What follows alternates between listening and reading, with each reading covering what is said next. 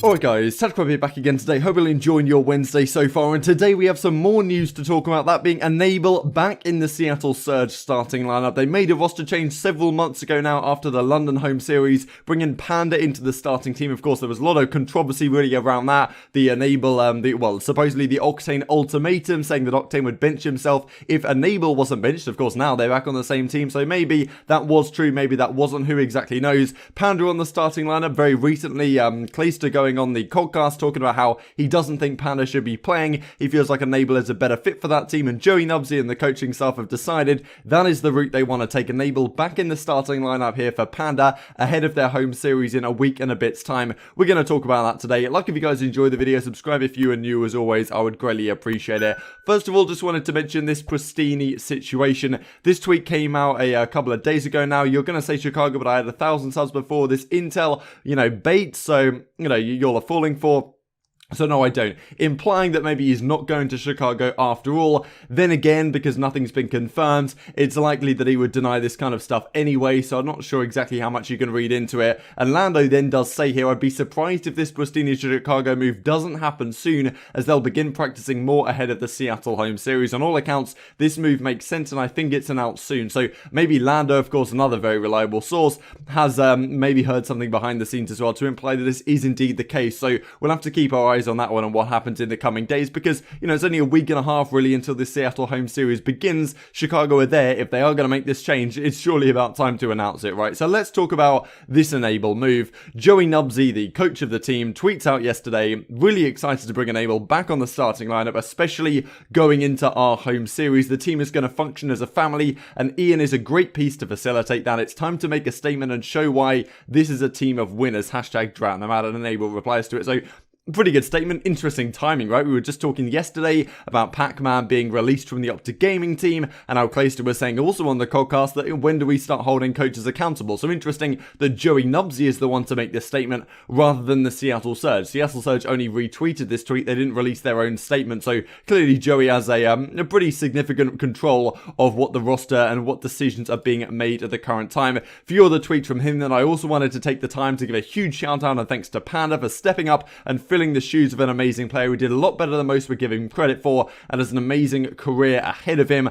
Of course, probably got undeserved hate, I suppose you could say, from some parts of the community when, he had some poor series. But on the whole, I don't think in terms of statistics, he was significantly worse than Enable. We did discuss that when we talked about the Clayster saying that Panda should not be playing. Then again, in terms of other aspects and factors that Ian, Enable could contribute to the team that Panda probably doesn't, in terms of, outside the game stuff, I suppose, then you could definitely argue that, that Enable is the better player to have in the lineup. And clearly that's what Surge have decided right now, especially in light of how quickly they dropped him. I think it's pretty unanimous amongst the community that they should have at least given Enable a little bit more chance, right? It was the first roster change that was made in the entire season. Another one from Joey then. This has been an incredibly difficult season so far. I don't expect anyone to be able to understand it. Interesting sentence that. I truly believe that this is where we are meant to be though, and the future is bright indeed. And this was kind of funny, so tweeted this out from Enable, of course, covered by this Bad Moon talent organization headed up by Bryce Vicento and Andrew Drake, formerly of the MLG stuff. So they do this kind of funny statement here where Enable releases an official statement just saying, I'm back. So he's back in the game. Panda tweets this out as well. I've indeed been benched. The team feels bringing Ian back is the play. So with that being said, going to get confirmation on whether or not I can compete, as the ruling is changed due to the format changing a few months back. Until then, I'll be live tonight and every day after. And Octane the first to reply, love you, kid. So interesting if Panda cannot play on the, because I think Panda earlier the season they had like a Seattle Surge Academy type squad that was playing alongside them with Panda and Proto and some other guys. With the change of format for the rest of the season, who knows whether that's still the case, right? So Panda could just be sat on the bench without even having an opportunity to play for the rest of the season, which would be pretty disappointing given that I think he did a pretty stand-up job for this team. They obviously weren't the best team on the whole, but it wasn't entirely Panda's fault that they weren't performing, I would argue. This is what it looks like for them so far this season then. The little bit in red is where Enable was playing earlier this season. The opening weekend in Minnesota, which really not a lot of teams are putting too much weight on. It was the very first of them. They played 2 series, they lost in 2 Game 5s to Ultra and the Mutineers, so not too much to read into that apart from their Game 5 S&D clutch factor has just never been there. And to be honest, with Enable, their S&D was arguably worse than it was with Panda in the squad. I think that's a pretty reasonable thing to say. Enable, especially on boots on the ground games, has never been a good search player, and that was talked about initially in the podcast with Clayster, saying that, look, with Enable back in the team, you lose some of that S&D ability, to be honest, because Enable's not that good in search, right? And carrying the bomb, like, it's pretty widely considered he's not great in that game mode. So what do you do instead for Surge? There has been consideration from Enable that maybe you sub in Teddy Rex for the Search and Destroys. That's not a completely out of the question aspects that the Seattle Surge could possibly consider. But at the same time, their Search and Destroy is what's been lacking so far this season. With Panda, it may be slightly improved. With Enable, does it get any better again? I highly doubt to think so.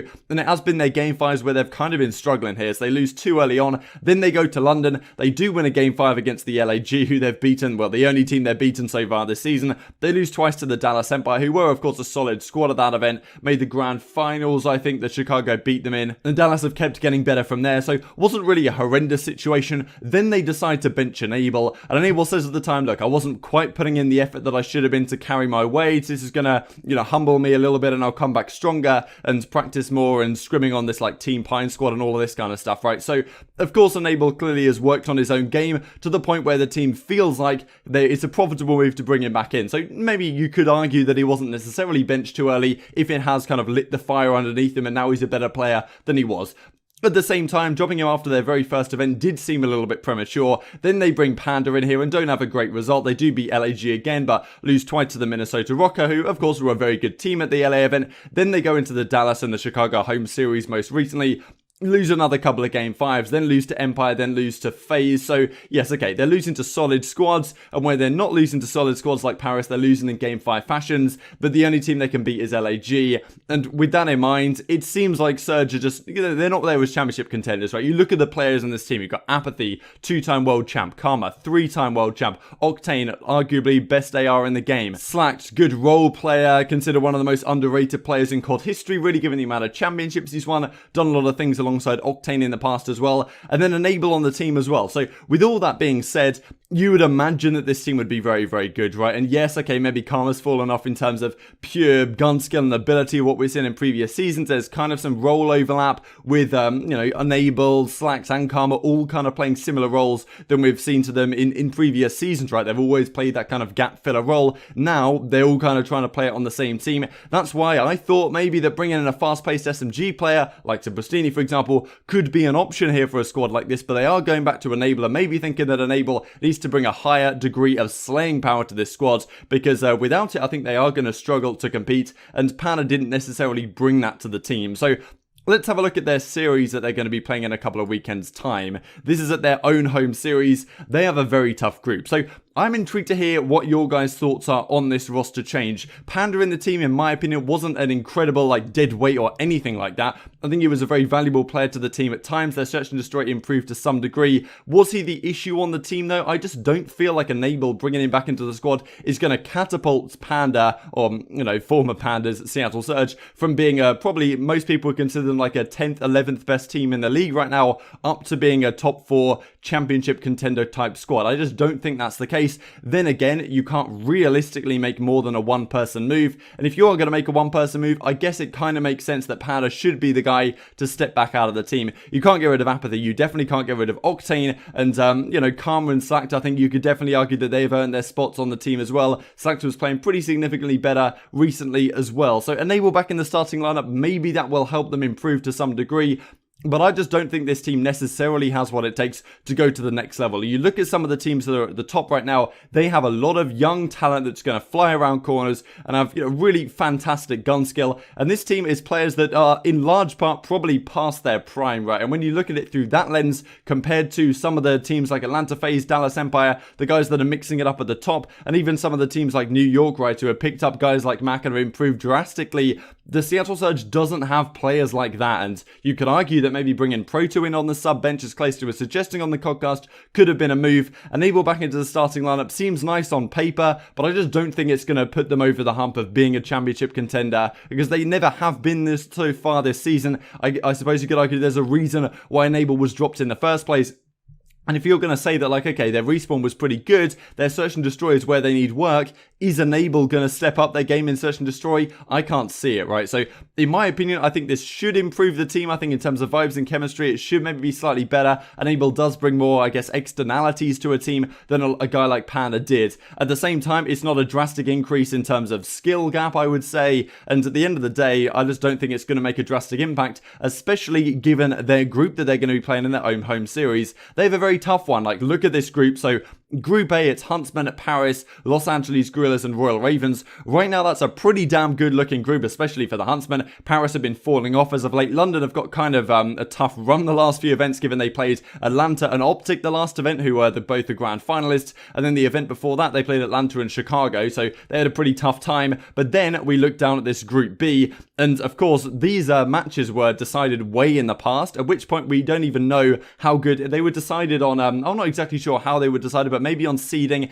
ages ago when they initially decided the home series, at which point teams can improve and get worse, when now this Group A, at the time, maybe it looked pretty damn scary. Now it's Group B that looks very scary, right? You've got OpTic Gaming off a big run, just made a grand finals, up against Minnesota Rocker, who had a poor weekend just here at the Florida home series, but clearly have been a very, very solid squad the entire season long. This will be a blockbuster matchup, and then Seattle Surge in their first series face off against the Subliners, right? A team that's been very much on the up, competing with FaZe very closely indeed, taking them to a couple of game 5s. Honestly, on the verge, they could have won this weekend tournament, right? If they win that game 3, or they win that, game 3 or game 5 against the Atlanta FaZe, for example, they could be in the grand finals, beating OpTic Gaming and taking down the championship. Seattle have to play them first round against all that aggression and that fast-paced nature, especially in the respawns. Of course, it could come down to the search and destroy here, and Subliners aren't exactly stellar in search, which means I think Surge have more of a chance to win the series than they would against a team like FaZe. But then even if they beat them, they've got to play against the Rocker or the LAG, right? So, or the Los Angeles OpTic Gaming even. So Seattle have a very hard group here. I just can't see how Enable is going to be enough for this team to make it out of this pool, at least in a comfortable fashion. And even if they do, they're going to have a tough run from there on out, right? Especially given they haven't got a most amount of time to practice with Enable back in the starting lineup, only really a week and a bit. So I'm intrigued to hear your thoughts in the comment section below. Bringing Enable back into the starting team, is that going to make a huge impact for the Seattle Surge, especially when you look at their matches at their own home series? I think it's going to be very difficult for them to improve drastically in a short period of time, that it's going to need for them, honestly, to beat a New York Subliners and then to beat the winner of OGLA or Minnesota Rocker. Very comfortable teams right now, especially like these guys are looking at Seattle as the potential punching bag in this group, to be honest, because where they're sitting in the standings right now and also where they're considered in terms of power rankings. So yeah, I'm intrigued to hear your thoughts. Like if you guys enjoyed the video, subscribe if you are new as always, I would greatly appreciate it. Thanks for watching. I'll see you next time.